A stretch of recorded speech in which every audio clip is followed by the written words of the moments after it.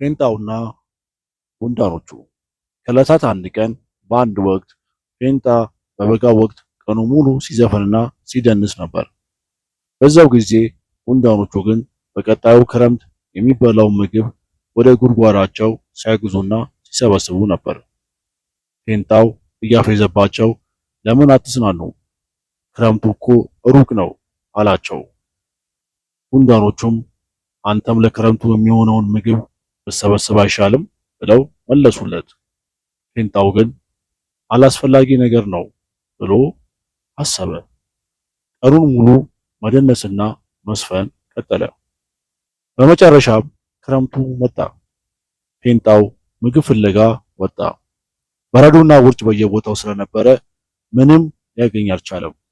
ተስፋ ቆርጦ ወደ ጉንዳኖቹ ቤት ሄዶ ምግባቸውን እንዲያካፍሉት ለመናቸው።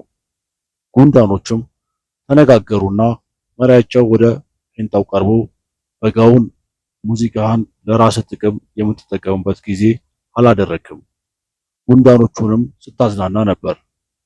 አሁን ደግሞ እኛ የሚበቃ ምግብና መጠጥ አለን፣ ግን የደስታ ጦት ይሰማናል። በረዶው ስለያዘን ሙዚቃም ሆነ ፌሽታ እኛ ጋር የለም አሉት።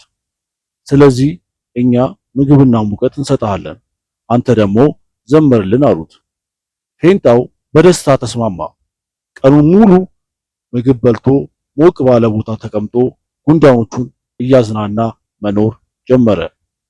ጉንዳኖቹም በፌንጣው ሙዚቃ እየተደሰቱ ክረምቱን በደስታ አሳለፉ።